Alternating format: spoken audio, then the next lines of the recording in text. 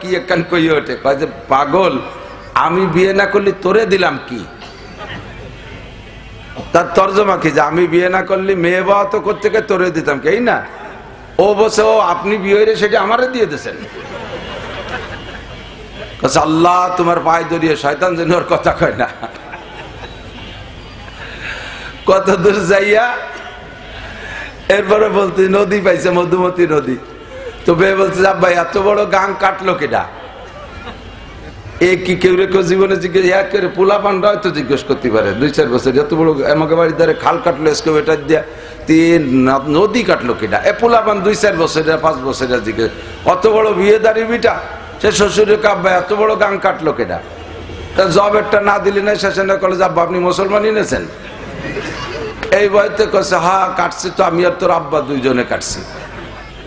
হ্যাঁ আপনাকে তো বয়স কম না, অনেকদিন লাগছে কাটতে। ও বিশ্বাস করে ফেলাইছে। তো আমাকে বাড়ির ধারে খাল কাটলো, পাশে দিয়ে পাহাড় সমান মাটি উঁচু হয়ে গেল। এত বড় নদীর মাটি রাখছেন কোন জায়গায়? তো বলতেছে যে তোর আব্বা অর্ধেক খাইছে আর আমি অর্ধেক খাইছি। কে আব্বা ওই সময় 7 দিনের পরে ভাতের অভাব ছিল, মাটি খাইছে না। খালেন কা? তোর বাপ তোরে জন্ম দিয়ে খাইছে অর্ধেক, আর তোর সাথে মার মাইয়ে দিয়ে আমি বাহি ঠুক যাচ্ছে তাই খাইছি। কথা কন না কে? এইরকম কথা বলার দরকার নাই। সালাম ওরকম দিও না। যে সালাম দিলে এই অবস্থায় সে সালামের দরকার নাই। সালামটা হবে বিনয়ের সাথে, ভদ্রতার সাথে, দোয়া নিয়ে। আসসালামু আলাইকুম ওয়া রাহমাতুল্লাহি ওয়া বারাকাতুহু। ঠিক আছে না? সরে চলে যাচ্ছে, অন্যদিক সেদিক যাব না। আল্লাহ পাক রব্বুল আলামিন খুব খেয়াল করি, সবাই খেয়াল করার জন্য। ওলামায়ে কিরাম জানে না তা না, আলেম ওলামা জানেন।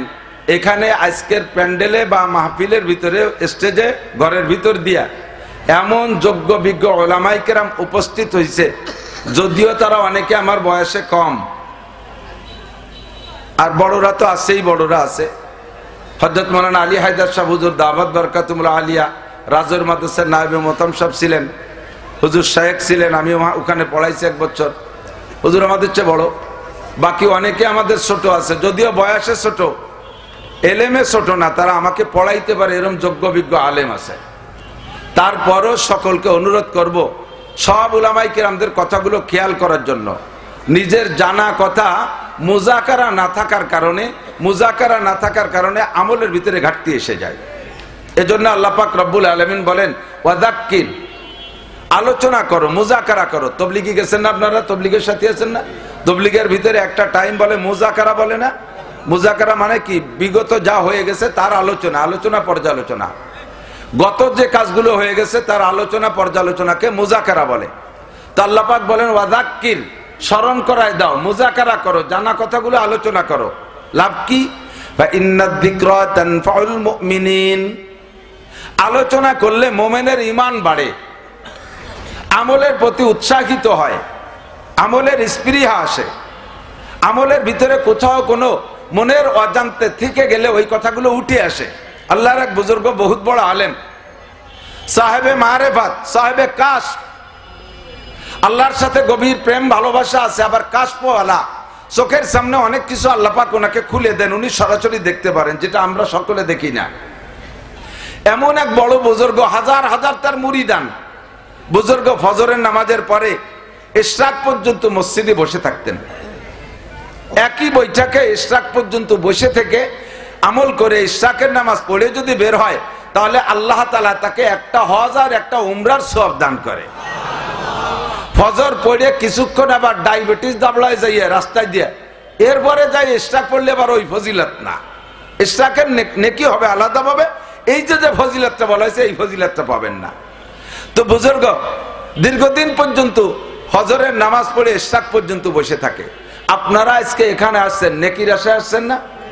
যে কোনো ভাবে কায়দা কৌশল করিয়ে, যত চালাকি আছে, একটু নেকি এ জায়গাতে বেশি নিয়ে যাওয়ার চেষ্টা করবো। রাজি আছেন না? সত্যি রাজি আছেন? এর আল্লাহর কসম রাজি আছেন তো? যদি তাই থাকে, একটু পাশা গেছে সামনে আগায় আসলে 10 বছর এতে কবে সব হবে। যারা আগবে বসবো যে তারা আগে যা কইছেন সত্যি কথা কইছেন।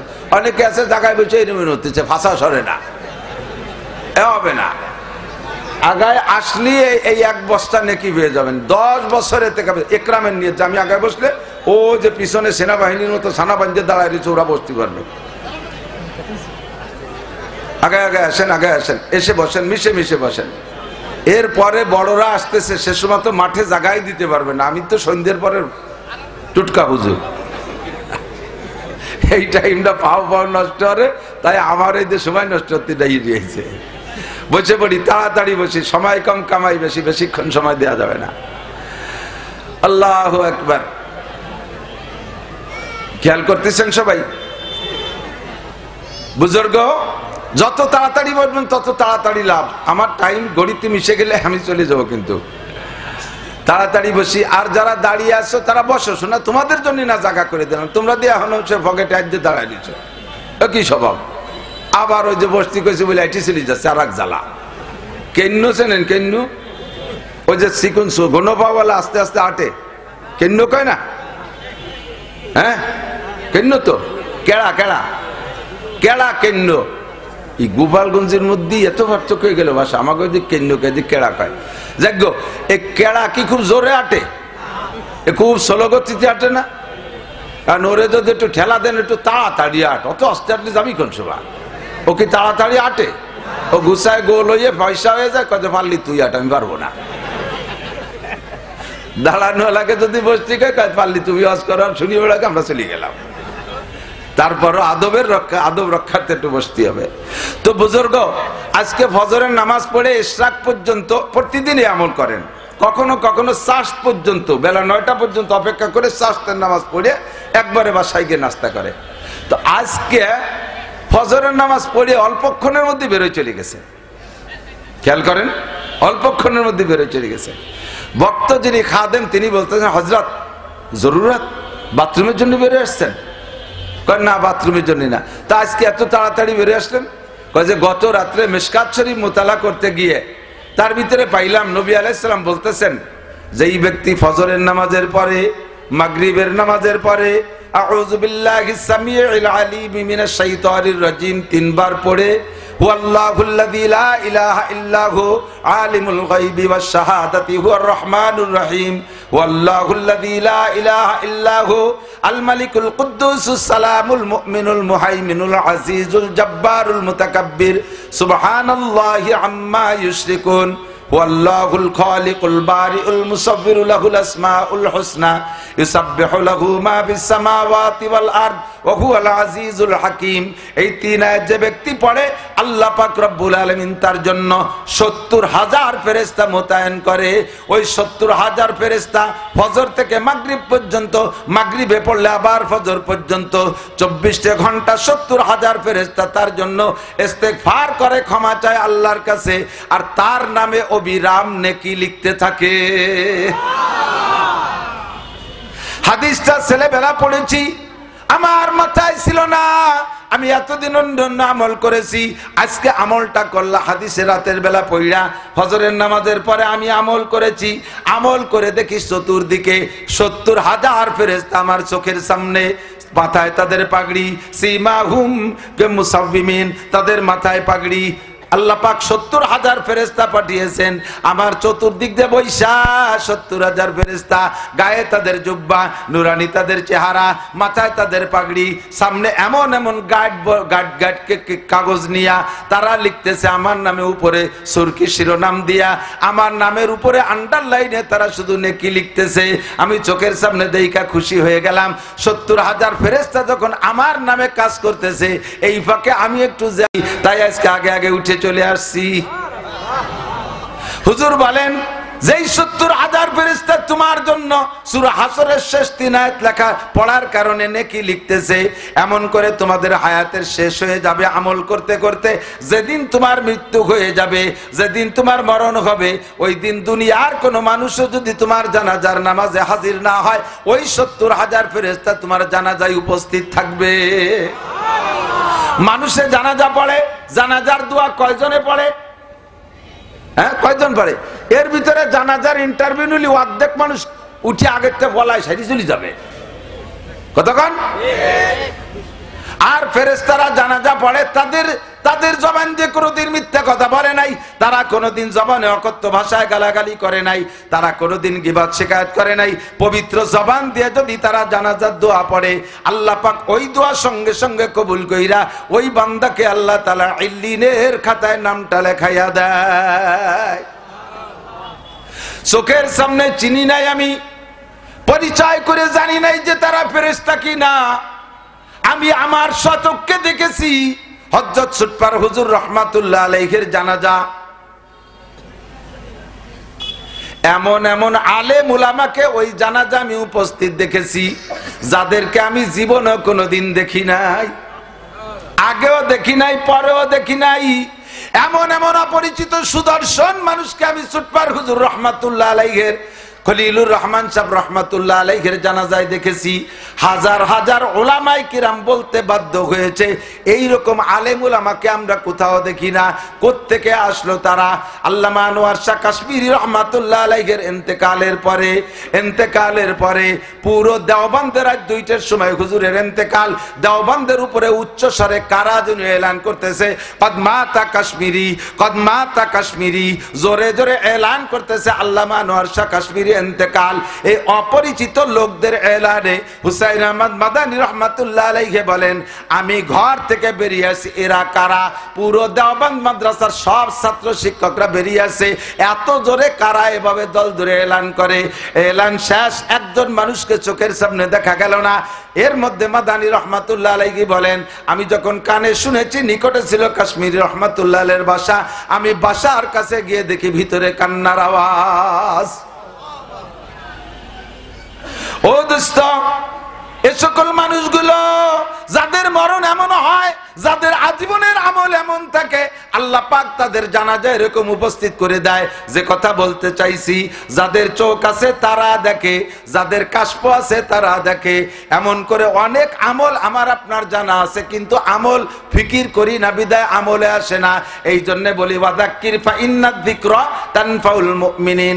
আলোচনা করলে মুমিনের ঈমান বাড়ে, আমলের প্রতি স্পৃহা জাগে। কথা বলেন ঠিক কি ঠিক না? আজকে থেকে কি বয়ান শোনার পরে পাক্কা প্রতিজ্ঞা করতে পারবেন যে আপনার জানাজার নামাজে 70,000 ফেরেশতা উপস্থিত হোক, আর ওই উপস্থিত করার জন্য যে আমলটা দরকার, ওই হুয়াল্লাহুল্লাযীর আমল। মসজিদে ইমাম সাহেব আমাদেরকে পড়াক আর না পড়াক, তালকিন দিক আর না দিক, আমি ঘরে পড়ি নামাজ, মসজিদে পড়ি নামাজ, একা একা আমি এই আমলটা করে নেব ইনশাআল্লাহ। করা যাবে ইনশাআল্লাহ। আল্লাহ তাআলা সবাইরে তৌফিক দান করেন।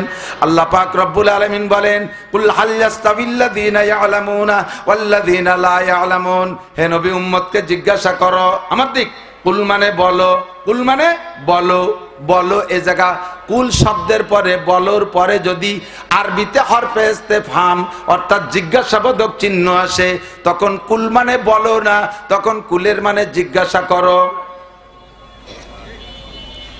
কুল হাল ইয়াস্তাবিল্লাযীনা, বলো শিক্ষিত লোক আর অশিক্ষিত লোক কি সমান হতে পারে? তরজমা এভাবের চাইতে সুন্দর হবে, হে নবী, উম্মতের কাছে জিজ্ঞাসা করো, তারা একটু বুঝে শুনে জবাব দিক। শিক্ষিত লোক আর অশিক্ষিত লোক, শিক্ষিত লোক আর মূর্খ লোক কোনোদিন কি সমান হতে পারে? এ আমার যুবকরা সাক্ষী দাও, পারে? আরো জোরে পারে? কোনোদিনও পারে না। আপনারা কি জবাব দিবেন? আল্লাহ পাক এই জবাবের অপেক্ষা না কইরা আল্লাহ শিক্ষিত লোকদের সার্টিফিকেট নিজেই দিচ্ছেন। আল্লাহ কয়, ইরফাইল্লাহুল্লাযীনা আমানু মিনকুম ওয়াল্লাযীনা উতুল ইলমা দারাজাত। তোমাদের মধ্যে সবচাইতে দামি, আমার দিক, ইরফাইল্লাহুল্লাযীনা আমানু মিনকুম ওয়াল্লাযীনা উতুল ইলমা দারাজাত। উলামায়ে কিরাম বলে দারাজাত জমা মুয়ান্নাস সালিম, তার মানে অনেক সম্মান। সর্বোচ্চ সম্মানী ওই ব্যক্তি তোমাদের মধ্যে যারা ঈমানদার। ইরফাইল্লাহুল্লাযীনা আমানু, এক নম্বরে ঈমানদার, এই ঈমানের সাথে ওয়াল্লাযীনা উতুল ইলমা দারাজাত, যাদেরকে আল্লাহ পাক ইলম দান করেছেন তাদের সম্মান সবচাইতে বেশি। কথা বলেন ঠিক কি ঠিক না? দোস্তরে, শিক্ষিত লোক ছাড়া সরকারও কোনো পদে দেয় না। আমার স্কুল কলেজের যুবকরা, আমার ছোট ছোট সোনাবান মনিরা, কান খাড়া করে শোনো, জাগতিক ভাবে যদি সম্মান পাইতে চাও, শিক্ষার মাধ্যমে তুমি সম্মান অর্জন করবা। অশিক্ষিত মানুষ সম্পদের মালিক হইতে পারে, সম্পদের মালিক হইতে পারে, যত বড় ধনী হোক না কেন মূর্খ মানুষ, তাকে সরকার ডিসি বানাবে না, তাকে সরকার এসপি বানাবে না, তাকে সরকার সচিব বানাবে না, তাকে সরকার জজ বানাবে না, তাকে সরকার ম্যাজিস্ট্রেট বানাবে না। কথা বলেন, বানাবে? পয়সা হতে পারে, পয়সার সম্মান আলাদা পাইবা, কিন্তু সরকারি পদমর্যাদা পাইতে হলে তোমার সার্টিফিকেট লাগবে, তোমার আইএ পাস করা লাগবে, বিএ পাস করা লাগবে, এমএ পাস করা লাগবে, কি বলা হয় বিসিএস পাস করা লাগবে। সার্টিফিকেট ছাড়া তোমার ওই জায়গার সম্মান হবে না। জাগতিকভাবেও আপনি দেখলে বুঝবেন, শিক্ষিত আর অশিক্ষিত কোনোদিন এক দামে বিক্রি হয়? কথা বলেন, হয়? হয় না। আর আল্লাহ পাক রব্বুল আলামিন এই জেনারেল শিক্ষারে শিক্ষা ধরে না, এটা মাত্র দুনিয়া কামাই করে খাওয়ার একটা উপকরণ। কতক্ষণ? কেউ কি বলবেন, কোন হাদিসে কি বলতে পারবেন, প্রমাণ করতে পারবেন? ক্বালা রাসূলুল্লাহ সাল্লাল্লাহু আলাইহি ওয়াসাল্লাম খায়রুকুম মান কানা ম্যাট্রিক পাস, খায়রুকুম মান কানা আইএ পাস, খায়রুকুম মান কানা বিএ পাস, খায়রুকুম মান কানা এমএ পাস। আছে কোন হাদিস? কেউ বলতে পারবেন না যে ব্যক্তি ম্যাট্রিক পাস করবে আল্লাহ পাক তার রুজির অভাব দূর করে দেবে। আইএ পাস করলে রুজির অভাব দূর হবে, বিএ পাস করলে রুজির অভাব দূর হবে, এমএ পাস করলে রুজির অভাব দূর হবে।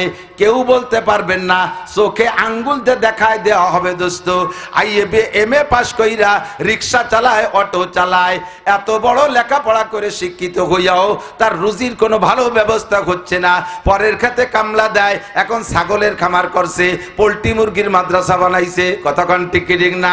পোল্ট্রির কেজি স্কুল বানাইয়া তাই ধুয়ে মুছে খাইতেছে।